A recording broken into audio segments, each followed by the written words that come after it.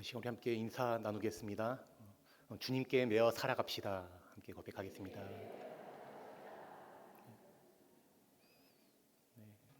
우리 모두가 주님께 매어서 또 주님의 말씀에 매이고 은혜에 매이고 또 사랑에 매어서 살아가는 우리 모두가 되길 바랍니다.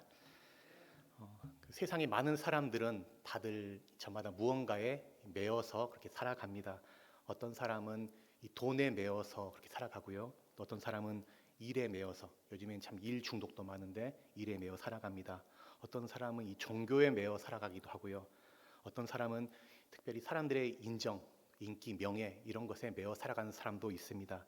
또 어떤 사람은 과거에 어떤 받은 상처, 아픔, 그런 과거의 기억들에 매어서 살기도 하고요. 또 어떤 사람은 정욕, 쾌락 이런 것에 매어 살아가는 사람들도 있습니다. 이외에도 수없이 많이 우리들을 매이게 하는 것들이 세상에 참 많이 있는데요. 여러분들의 삶을 가만히 돌아볼 때 여러분들은 무엇에 매여 살아가십니까? 오늘 본문 말씀 22절에 보게 되면 이 사도 바울이 말하기를 나는 성령에 매여라고 그렇게 말하고 있습니다. 이 사도 바울은 성령에 매여 그렇게 살아갔습니다.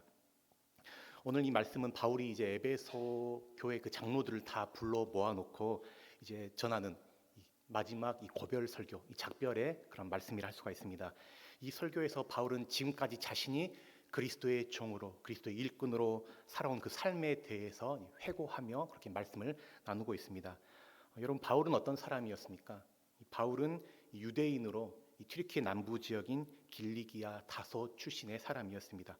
그는 날 때부터 로마의 시민권을 갖고 태어났으며 또 당대 최고 석학인 가말리엘 아래에서 교육받으면서 당시 유대교 최고의 이 고등 교육을 받은 사람입니다.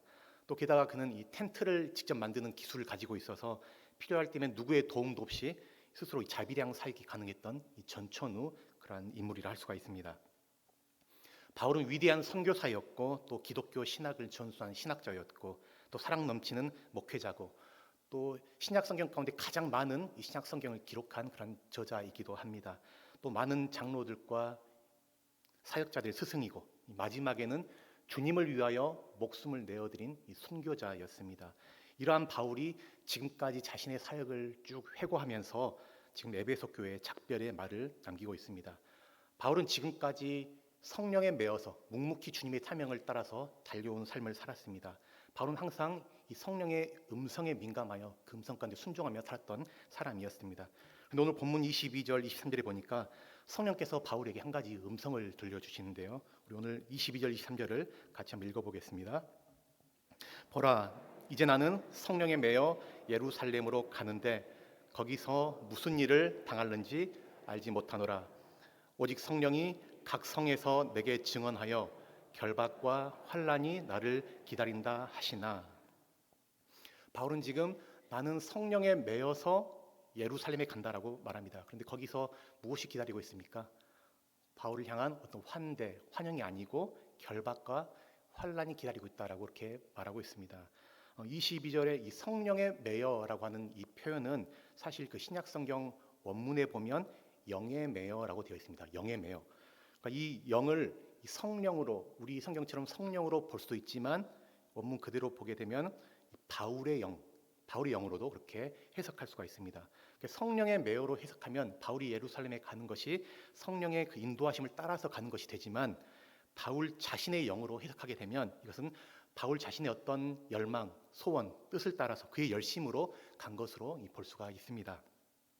반면에 23절에 보시면 오직 성령이 각 성에서 내게 증언하여라고 말할 때 이 성령은 원문 그대로 이 성령을 가리킵니다. 그래서 바울은 성령을 통하여서 여러 차례 예루살렘에 가면 위험하다고 하는 그 경고를 받게 됩니다. 그런데 사도행전 21장에 가게 되면 실제로 이러한 경고와 권면이 나타나게 되는데요. 21장 4절 말씀을 보면 바울이 이제 두로에 가서 제자들을 만나게 되고 제자들과 함께 머물게 되는데 그때 제자들이 바울에게 권면을 합니다. 우리 말씀을 같이 읽어보겠습니다. 제자들을 찾아 거기서 이래를 머물더니 그 제자들이 성령의 감동으로 바울더러 예루살렘에 들어가지 말라 하더라.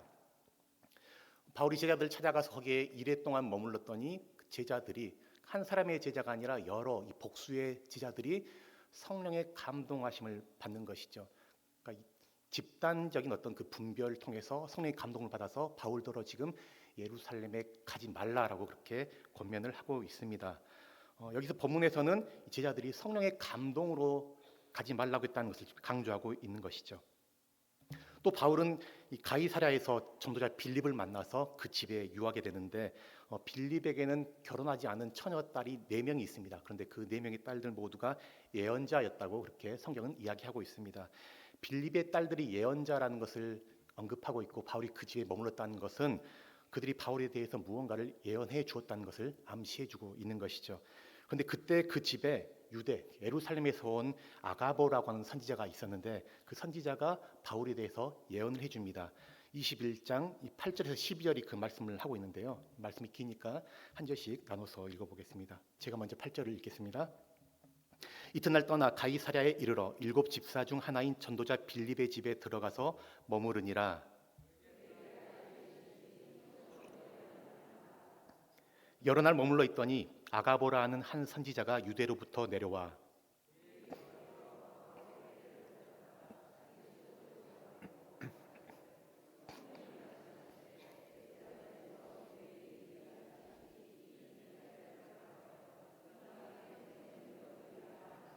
함께 읽어보겠습니다. 우리가 그 말을 듣고 그곳 사람들과 더불어 바울에게 예루살렘으로 올라가지 말라 권하니, 이 아가보 선지자는 구약의 그 예언자들처럼 행위 예언을 합니다. 그 구약의 예언자들은 말로만 예언을 한 것이 아니고 행위, 어떤 행동을 통해서 퍼포먼스를 통해서 그 예언의 메시지를 전달하는데요. 그는 이 바울의 띠를 가지고 자신의 수족을 결박하게 되죠. 그러면서 이제 성령께서 하시는 말씀을 전하게 되는데 바울이 예루살렘에 가게 되면 유대인들이처럼 이 띠의 인자를 가지고 그 주인을 결박해서 이방인에게 넘겨준다라고 그렇게 예언하고 있습니다. 그러니까 예루살렘에 갈 때에 바울을 기다리고 있는 것은 결박, 이 고난이라는 것을 지금 예고해주고 있는 것입니다. 그러자 그곳에 있던 제자들 모두가, 많은 사람들이 한 목소리로 바울에게 예루살렘에 가지 말 것을 간곡하게 호소하고 있고 또 울면서 간청을 하게 됩니다. 그러면 과연 바울이 예루살렘에 가는 것이 성령의 뜻인 것일까 아닌 것일까 우리가 생각해 보게 되는 것이죠. 분명 바울은 내가 성령에 매여서 간다라고 말하고 있고 많은 제자들과 성도들은 성령의 감동하심을 따라서 성령의 말씀하심을 따라서 가지 말라고 말하고 있는 이런 상황 가운데, 서로 상충되는 이런 상황 가운데 어떻게 우리는 하나님의 뜻을 분별하고 행할 바를 결정해야 하는가라는 것을 우리가 생각해 보게 되는 것이죠. 참 쉽지 않은 그런 문제인데요. 이것을 정리를 해보면 이 바울은 이 성령의 사람입니다. 그는 성령의 사람으로 자신이 부인된 그런 사람이죠. 갈라디아서 2장 20절에서 바울 그가 고백한 대로 이제는 내가 사는 것이 아니요, 바울은 자기로 사는 자신의 욕망, 자신의 자아가 아니라 철저히 자신을 비워지고 오직 내 안에 그리스도께서 사시는 것이라, 오직 그리스도께 메인바되어서 그리스도의 뜻에 따라 살아가는 그런 사람이 바로 이 바울의 실제적인 삶의 고백이고 중심이라 할 수가 있습니다. 그래서 바울이 성령에 매였든지 아니면 그의 영에 매였든지 이 바울의 마음과 생각과 영은 오직 성령에 메인바되어서 이 성령의 뜻과 바울의 뜻은 일치되고 하나 되어 있는 것입니다. 그래서 성령께서 이 바울이 예루살렘에 가면 어떤 환난을 당할 것인지 그에게 알려주시고 미리 예고해 주셨지만 그럼에도 불구하고 바울은 그 길을 가야 한다라고 그렇게 판단하게 된 것이죠. 성령께서 미리 바울에게 그것을 알려주고 말씀해 주신 것은 바울이 그것을 대비하고 기도하며 준비하도록 하신 것이라 할 수가 있습니다. 한편 성령께서는 이 두로의 제자들과 여러 성도들에게도 바울에게 알려주셨던 것처럼 바울이 예루살렘에 가게 되면 겪게 될 그 환난, 이 고난을 알려주십니다. 성령께서 알게 하신 것은 분명한 계시였고 또 그들은 그것을 이 성령의 계시로 분별하게 됩니다. 그러나 제자들은 사랑하는 사도, 자신들의 이 선생님, 또 바울이 그런 일을 겪기를 바라지 않았던 것이에요. 예루살렘으로 올라가면 분명히 그러한 큰 고난과 박해가 있을 것이기 때문에 사랑하는 바울이 그런 일을 당하지 않길 바라서 간청한 것입니다. 이렇게 동일한 성령의 계시의 근거에서 바울은 하나님의 복음이 진격해 들어가는 그 관점에서 자신은 그럼에도 불구하고 가야겠다라고 판단한 것이고, 또 제자들은 사랑하는 바울을 생각하여서 가지 말라라고 그렇게 판단을 내리며 권면한 것입니다. 예루살렘을 향하는 이 바울의 여정은 여러 면에서 십자가를 지시기 위해 가신 그 예수님의 여정과 비슷합니다. 예수님은 예루살렘에서 십자가 지시고 고난당하실 것을 아셨지만 그래서 기도할 때에 아버지가 만일 하실 수 있거든 이 잔이 나에게서 옮겨지기를 원합니다. 그러나 내 뜻대로 마시고 아버지 뜻대로 되기를 원합니다라고 그는 기도하며 아버지 뜻에 순종하시지요. 마찬가지로 바울도 예루살렘에 가면 고난과 투옥이 그를 기다리고 있을 것을 알면서도 하나님의 뜻과 계획 가운데 자신을 내어 맡겨드립니다. 예수님께서도 예루살렘에서 고난받을 것을 아시면서도 거기에 가야 된다는 뜻을 여러 번 그렇게 표명하셨듯이 바울 역시도 주변의 많은 만류에도 불구하고 예루살렘에 가야 한다는 의지를 이 3번씩 표명하고 있습니다. 예루살렘으로 가는 길은 분명 이 사지로 내몰리는 그러한 길이었지만 그는 지금 성령께 매어 가는 것이기 때문에 바울 홀로 가는 것이 아니라 성령께 사로잡힌 바 되어 성령과 함께 가시기에 그 길은 아무도 막을 수가 없었던 것이죠. 사도행전 20장 24절에서 바울은 고백하고 있습니다. 말씀을 같이 읽겠습니다. 내가 달려갈 길과 주 예수께 받은 사명 곧 하나님의 은혜의 복음을 증언하는 일을 마치려 하면은 나의 생명조차 조금도 귀한 것으로 여기지 아니하노라. 바울이 이러한 선택, 이러한 판단과 결정을 내릴 수 있었던 것에는 그가 받은 이 복음의 크기, 하나님의 은혜의 복음의 크기가 얼마나 큰지 그를 이 복음이 압도해버리고 삼켜버린 것이에요.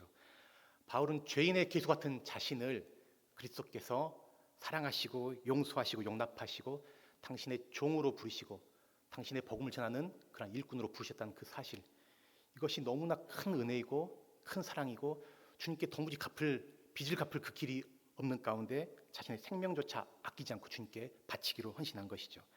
그래서 자신을 전제로 부어드리면서도 끝까지 이 복음이 증거되기를 그는 간절히 바랐던 것입니다.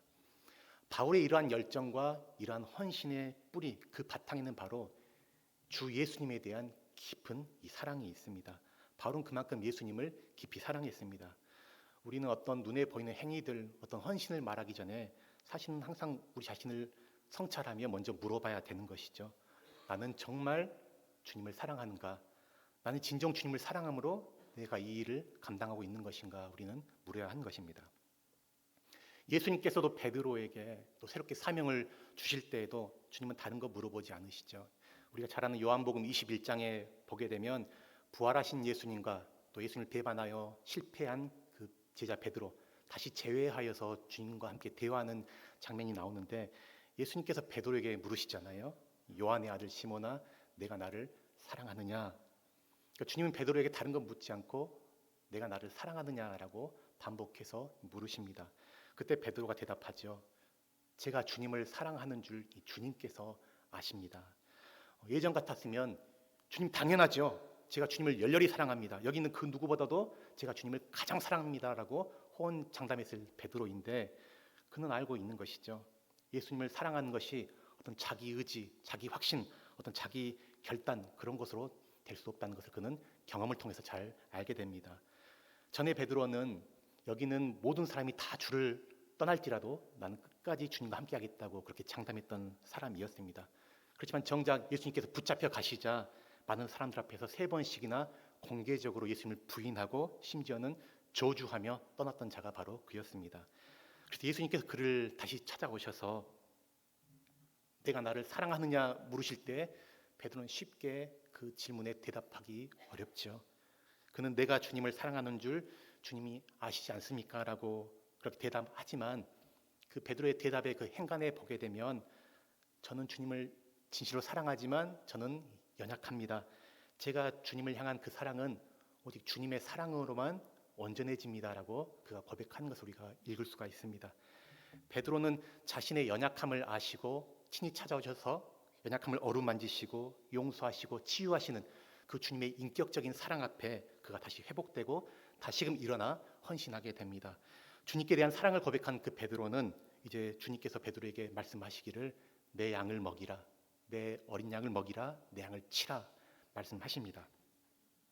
이것은 일과 사역에 앞서서 사랑, 주님을 향한 그 사랑이 먼저라는 것을 우리에게 상기시키고 기억하게 하는 그런 말씀입니다.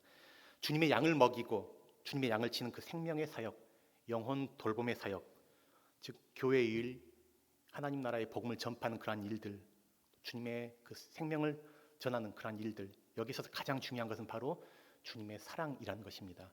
베드로도 그렇고 바울도 그렇고 이 주님을 향한 그 사랑에 붙들린 바 되었기에 그들은 자신의 생명도 아끼지 않고 주님을 향하여 자신의 전 삶을 드릴 수 있었던 것입니다. 이 세상에 생명보다 더 귀중한 것이 무엇이 있을까요? 이 마태복음 16장 26절에서도 보면 사람이 만일 온 천하를 얻고도 제 목숨을 잃으면 무엇이 유익하리요? 사람이 무엇을 주고 제 목숨과 바꾸겠느냐라고 그렇게 말씀합니다. 그러니까 생명의 최우선순위 되는 것을 말씀하고 있는 것이죠. 이 사람의 목숨보다 이 귀중한 것은 없습니다. 그래서 누구나 자기의 목숨을 지키고자 하는 것, 이것은 인간의 본능이고 본성이라 할 수가 있는 것이죠. 벌써 오래전 일인데요. 제가 고등학생 때 이 물에 빠진 친구를 구하기 위해서 물에 뛰어든 적이 있습니다. 근데 그 고등학생 때 교회에서 계곡으로 물놀이를 갔어요. 근데 그 계곡물이 이 배꼽 정도 그 깊이에 있었던 물이었는데, 근데 안쪽으로 들어가면 갑자기 땅이 훅 꺼져서 깊은 수심이 깊은 그런 곳이 있습니다. 키를 넘는 그러한 수심에 있는 그 계곡이었는데요. 친구 중에 전혀 수영을 할 줄 모르는 친구가 있었어요. 그래서 이 친구가 수영을 못해서 계곡에 들어가니까 항상 주의를 주는 것이죠. 근데 이 친구가 저보다 키도 좀 더 크고 덩치도 크고 힘도 셌던 그런 친구였습니다. 항상 그래서 제게 팔씨름하자고 도전하면서 자기가 더 힘세다는 것을 늘 과시하는 그런 친구였습니다. 근데 그 친구에게 안쪽은 깊으니까 절대 들어가지 말라고 여러 사람들이 수차례 당부를 했어요. 근데 그 친구가 물에서 놀면서 말을 듣지 않고 계속 들어가는 것이죠. 그러니까 자기가 생각할 때 배꼽 정도 되니까 그렇게 깊지 않은 것이에요. 그래서 거기서 막 놀다가 더 들어가는 거예요. 저러면 안 되는데 했는데 한 발을 더 내딛는 순간 푹 꺼져버린 거죠. 그래서 물에 푹 잠기면서 이 친구가 막 당황하면서 물을 잔뜩 먹으면서 이제 호우적대고 있는 것입니다. 그래서 모두 당하고 놀라서 이렇게 놔두면 안 되겠다 싶어서 막 그 앞뒤 안 가리고 물속으로 뛰어 들어갔는데 그때 저는 그 사람이 자기 생명을 잃지 않으려고 할 때 그 힘이 얼마나 센지 이 경험적으로 그걸 느끼게 되었어요. 그러니까 평소에도 힘이 센 친구였는데 제가 어느 순간 지푸라기라도 잡으려는 그 심정으로 저를 붙들고 물속으로 밀어넣는데 얼마나 힘이 세던지 이 초인적인 힘, 이건 사람이 아니라 자동차가 내리누르는 것 같은 그 정도의 힘으로 꼼짝을 할 수 없었습니다. 그때 제가 물속에서 처박혀서 제 머릿속에 스쳐든 생각이 이렇게 내가 죽는구나, 그 생각을 이제 하게 됐죠.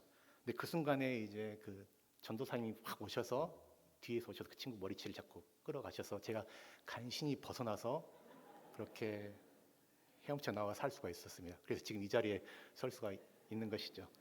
그러니까 온몸이 힘이 빠지고 정신이 어질어질하고 그런 상황이었는데 그런 경험을 하고 나니까 물을 보니까 그 물에 들어가는 것이 이제 두렵더라고요.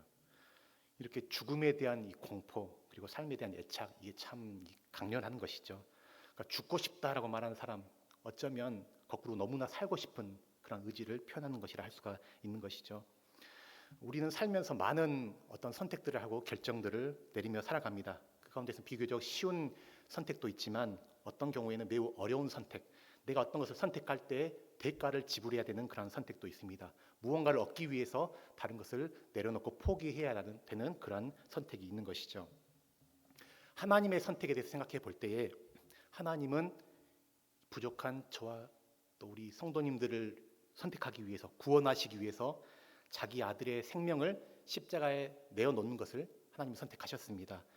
예수님은 우리 죄를 위해서 기꺼이 자기 목숨을 버리시고 고난의 잔을 선택하셨습니다. 오늘 본문의 바울도 어떤 우리의 상식과 어떤 관념으로는 이해할 수 없는 그러한 선택을 한 것을 보게 되죠. 우리는 세상에서 할 수만 있으면 좀 덜 고생하고, 고생은 되도록 피하고 안락하고 편안한 삶을 추구하려고 합니다. 굳이 어려운 길 택해서 주변에서 모두 만류하고 또 성령의 감동하심 받은 사람들이 또 일제히 가지 말라고 그렇게 권면하는 그런 상황 가운데 굳이 그런 어려운 곳에 갈 이유가 없는 것이죠. 제가 만일 바울이라면 예루살렘으로 가야 된다는 그 부담이 제 안에 있다 할지라도 또 성령의 계시받은 그런 선지자들 또 많은 신령한 사람들이 기도하면서 가지 말라고 그렇게 권유하고 회유하고 울면서 간곡히 부탁한다면 그래, 나는 가려고 했는데 이 성령께서 이 사람들을 통해서 나로 하여금 가지 말게 하시는구나, 나를 막으시는구나 라고 생각하고 돌이킬 것 같아요. 성령님 핑계도 대고 또 만류하는 그러한 사람들의 핑계도 되면서 이 가지 않는 것을 스스로 정당화하면서 이 좀 안도할 것 같습니다. 왜냐하면 고난당하고 옥에 갇히고 매 맞고 죽는 것 두렵고 힘든 일이기 때문에 그렇죠.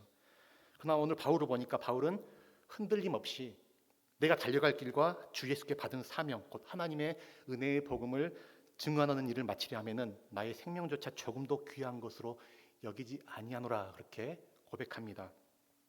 바울은 내가 달려갈 길과 자신이 갈 그 길을 알매도 불구하고 주춤하거나 멈칫하지 않고 달려가는 것이죠. 앞을 향해 전진해 나가는 것입니다. 그러면서 복음을 증언하는 일을 마치려 하면은 바울은 자신이 가야 될 도달해야 될 끝을 또한 알고 있습니다. 자신의 출발과 끝을 알면서 거기에 향해서 조금도 돌아보지 않고 전심전력으로 달려가는 표대를 향해 나아가는 그런 바울의 모습을 우리가 보게 되는 것이죠. 바울의 본은 오직 예수님이셨습니다. 바울은 십자가에서 예수님의 순종을 보았습니다. 그리고 예수님께서 어떤 선택을 하시는지 바울은 잘 알았습니다. 예수님은 자기 뜻을 버리고 아버지의 뜻을 선택하셨습니다. 바울은 그 예수님을 정말 사랑했습니다. 그 예수님의 선택으로 말미암아 자신이 구원받고 주님의 종으로 쓰임받을 수 있었던 것이죠.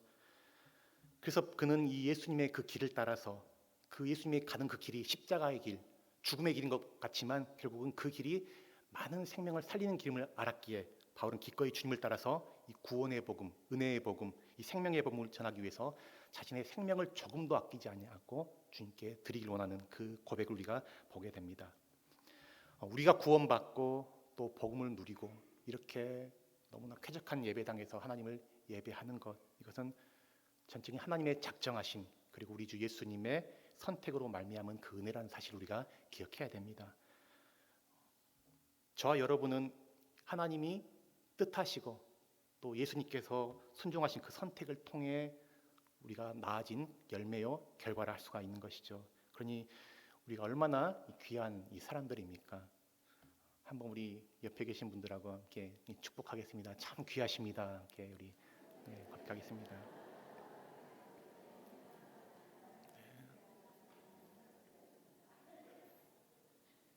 우리를 구원하기 위해서 하나님이 작정하시고 선택하시고 예수님이 순종하신 그 결과로 나아진 우리들에게 우린 참 귀한 존재들이죠. 하나님께 선택받은 축복의 사람들입니다. 하나님이 우리를 사랑하신 것은 우리를 사랑하시기 때문입니다.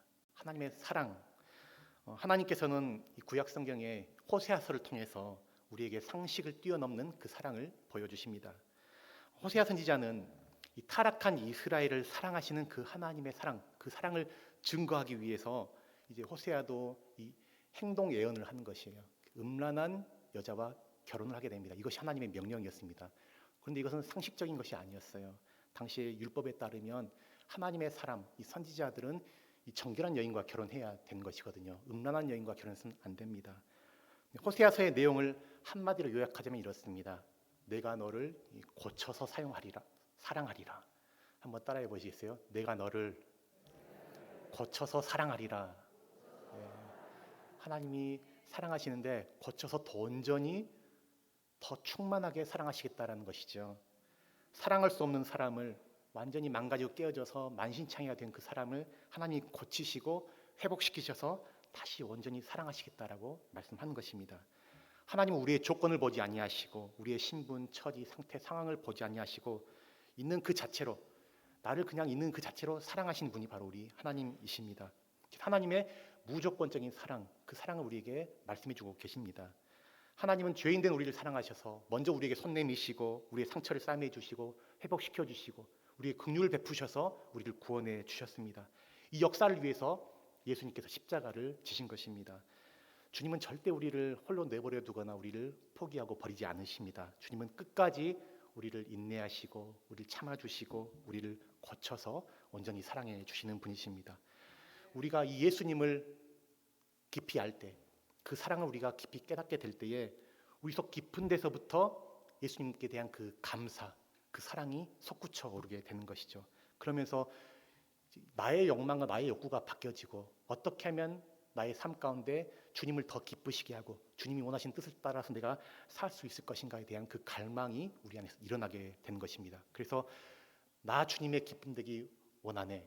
우리 찬양도 있는데 내가 주님의 기쁨 되길 원합니다라는 그 고백이 진정한 내 삶의 이유가 되는 것이고 목표가 되는 것입니다.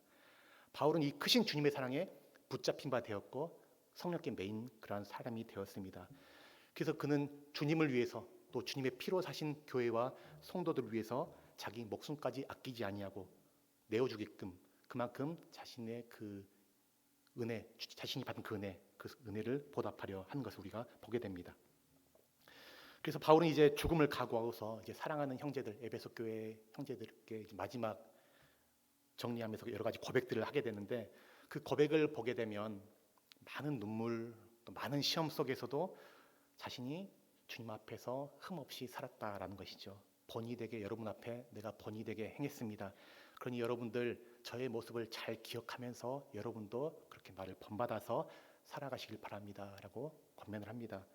그러면서 마지막 때 특별히 이런 권면을 하는 것은 이 마지막 때 교회에 많은 어려움이 올 것인데 교회의 이리 같은 사나운 자들이 그렇게 교회에 닥칠 것이고 또 사람들의 마음을 미혹하는 이단들이 교회에 그렇게 득실 걸릴 것이고 마지막 때 특별히 사랑이 식어질 것입니다. 교회 가운데 사랑이 식어질 것인데 그래서 더욱 여러분들 사랑에 힘쓰고 나눠주는 일에 힘쓰십시오라고 바울은 권면을 합니다. 이렇게 바울의 마음에는 온통 성도들을 향한 그 사랑 그리고 성도들을 향한 그 염려로 가득 차 있었습니다. 그래서 마지막 작별 설교를 하면서 앞으로 있을 그 공동체의 어려움에 대해서 잘 깨어 분별하여 대비할 것을 그렇게 당부한 것입니다. 사랑하는 성도 여러분, 오늘 우리가 이 바울의 이야기를 함께 살펴보면서 이 바울이라고 하는 이 한 사람의 마음, 그의 마음 안에 있는 그 주님을 얼마나 사랑하는지 우리가 그 마음을 보게 되고 또 그가 얼마나 복음에 대한 열정을 가지고 헌신했는지 우리가 보게 됩니다. 또 교회를 향한 간절한 마음, 또 그러한 헌신을 우리가 보게 됩니다. 이러한 바울의 마음이 오늘 이 자리에 있는 우리 모두 가운데 동일하게 그 마음이 품어지고 또 그런 임하는 은혜가 있기를 간절히 소망합니다. 저와 여러분 모두는 이 주님의 은혜로 살게 된 자들입니다. 우리를 끝까지 사랑하셔서 십자가의 대가를 지불하시고 우리를 선택하신 그 주님의 크신 사랑으로 우리 모두는 구원받았습니다. 그러므로 그 사랑에 감사하고 그 주님, 우리를 사랑하신 그 주님을 향하여 우리가 더 깊이, 더 많이 사랑하고 그래서 정말 우리가 성령께 메인바되어 살아가기를 간절히 소망합니다. 그래서 우리가 생명 다하는 날까지 우리가 언제 주님 부르실지 모르지만 우리 생명을 다하는 그날까지 내가 주님께 매어서 나 주님의 기쁨 되기 원합니다. 이것이 내 삶의 이유이고 목표입니다. 고백하면서 우리를 부르신 그 소명, 사명 끝까지 신실하게 잘 감당해 나가는 그러한 저와 여러분 모두가 되기를 주님의 이름으로 간절히 축원합니다.